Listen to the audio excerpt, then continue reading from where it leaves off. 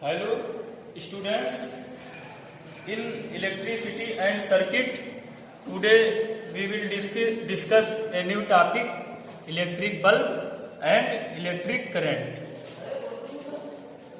सबसे पहले हम इलेक्ट्रिक बल्ब के बारे में जानेंगे. Electric bulb is an electrical device used for lighting using electric current. Bulb एक इलेक्ट्रिकल डिवाइस होता है जिसका प्रयोग प्रकाश के लिए किया जाता है. जब इलेक्ट्रिक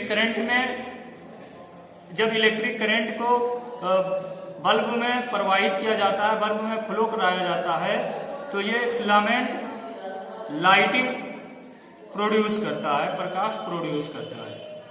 नीचे संरचना दी हुई है, स्ट्रक्चर ऑफ बल्ब.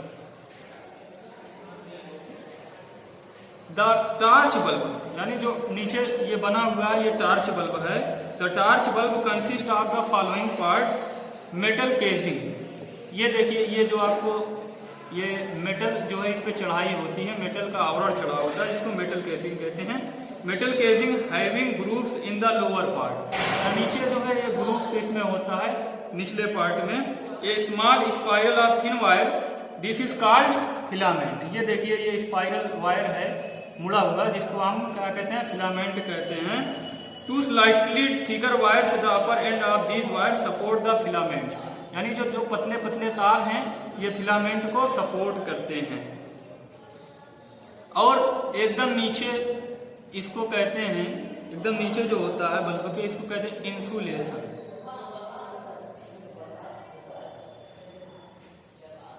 उसके बाद देखिए आपका अगला टॉपिक है electric current. Electric current, the flow of electrical charge through a conductor is called electric current. देखिए, जब किसी कंडक्टर में इलेक्ट्रॉन फ्लो करता है या इलेक्ट्रिक चार्ज फ्लो करते हैं तो उससे हमें इलेक्ट्रिक करंट प्राप्त होता है या इलेक्ट्रिक करंट प्रोड्यूस होने लगता है. देखिए, इलेक्ट्रिक करंट ये पॉजिटिव टू निगेटिव, यानी जो पॉजिटिव टर्मिनल होता है, पॉजिटिव टर्मिनल से निगेटिव टर्मिनल की तरफ चलता है.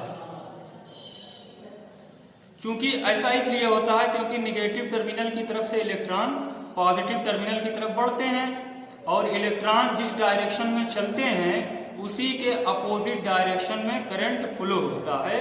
इसलिए करंट पॉजिटिव टर्मिनल से निगेटिव टर्मिनल की तरफ फ्लो होता है. उसके बाद आपका flow of electric current.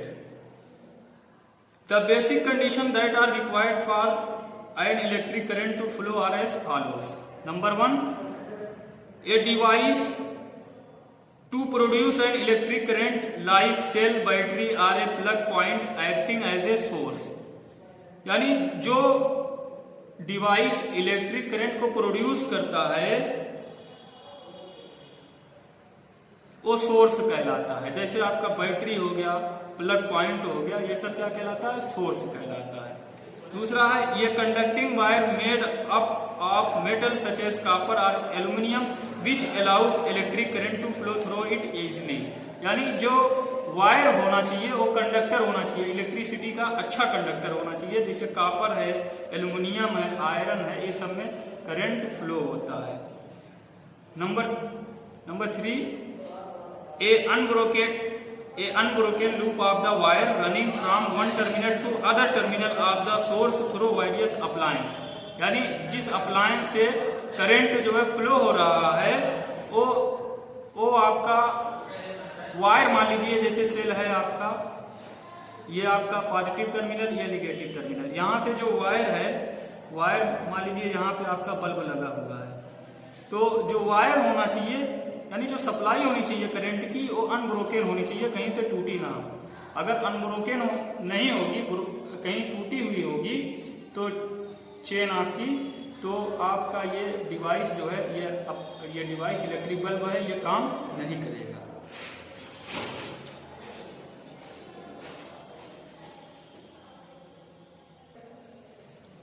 Next heading आपकी है electrical circuit.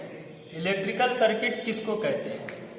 The path formed by the interconnection of electrical component through which electric current flow from the positive terminal to the negative terminal of the cell is called electrical circuit. देखिए cell के positive terminal, यहां देखिए cell के positive terminal से negative terminal के बीच जो current flow होता है, करंट फ्लो होने के साथ साथ जो एक पाथ बनता है, रास्ता बनता है, उस रास्ते को हम इलेक्ट्रिक सर्किट कहते हैं। The path formed by the interconnection of electric component through which electrical current flow from the positive terminal to the negative terminal of the cell is called electrical current. यानी cell के positive terminal से negative terminal के बीच जो current flow होता है, उस current को फ्लो करने में जो रास्ता बनता है, जो पाथ बनता है, उसी को सर्किट कहते हैं। यहां देखिए नीचे सर्किट बनी हुई है। There are two types of circuit, first open circuit, second closed circuit. देखिए सर्किट, दो सर्किट आपको दिख रही है, दोनों सर्किट है। एक ओपन सर्किट है आपकी, एक क्लोज्ड सर्किट है। सर्किट ओपन तब होती है जब करंट फ्लो ब्रेक रहता है, टूटा रहता है। जैसे यहाँ देखिए स्विच जो है ऑफ है, स्विच ऑफ है तो बल्ब जो है जल नहीं रहा है, और यहाँ देखिए स्विच ऑन है और बल्ब आपका चमक रहा है। देखिए जब सर्किट में कहीं पे ब्रेकडाउन नहीं होता है, कहीं पे सर्किट टूटी नहीं होती है, पूरी तरीके से करंट फ्लो होता है पूरी सर्किट में, तब उसको जो है हम कहते हैं क्लोज्ड सर्किट, यानी जब बल्ब जलेगा। और जब सर्किट में ब्रेकडाउन होता है, यानी स्विच उठी होती है, करंट पूरी तरीके से सर्किट में पास नहीं होता है, तब उसको कहते हैं ओपन सर्किट।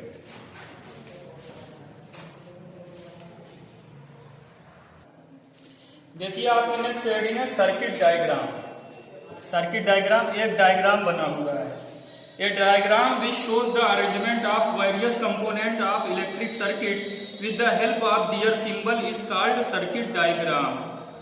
देखिए एक ऐसा डायग्राम जिसमें सर्किट में बहुत सारे इलेक्ट्रिकल डिवाइसेस को सिंबल के द्वारा दिखाया जाता है, उसको सर्किट डायग्राम कहते हैं। जैसे यहाँ देखिए एक टेढ़ी संरचना बनी हुई है, एक स्ट्रक्चर बना हुआ है, ये बल्ब को डिनोट कर रहा है, यानी यहाँ पे बल्ब लगा हुआ है।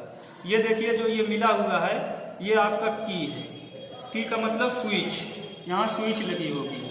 और ये आपका जो ये आपका पॉजिटिव टर्मिनल, ये नेगेटिव टर्मिनल। पॉजिटिव टर्मिनल की तरफ से देखिए करंट चल रहा है और नेगेटिव टर्मिनल की तरफ आ रहा है, ये सेल को डिनोट कर रहा है।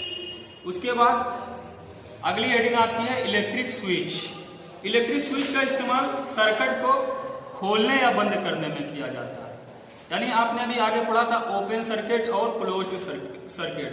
तो देखिए जब स्विच ऑन करेंगे तो सर्किट क्लोज हो जाएगी और पूरे सर्किट में करंट फ्लो होने लगेगा, और जब स्विच को ऑफ कर देंगे तो सर्किट आपकी हो जाएगी ओपन सर्किट, यानी करंट सर्किट में फ्लो नहीं होगा। जैसे देखिए ये मान लीजिए यहाँ स्विच है, आप स्विच ऑन किए तो करंट जो है पूरी सर्किट में फ्लो होगा, और जब स्विच को ऑफ कर देंगे तो करंट का फ्लो रुक जाएगा।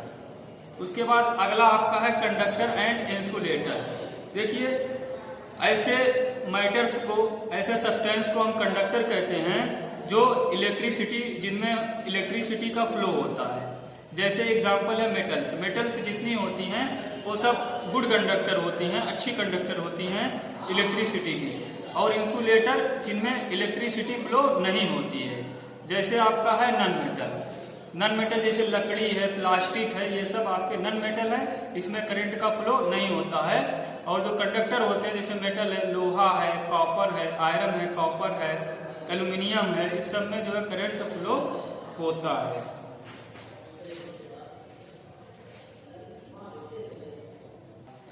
अगला टॉपिक आपका सेफ्टी प्रिकॉशंस, यानी सुरक्षा के लिए हमें कौन कौन सी सावधानियां बरतनी चाहिए।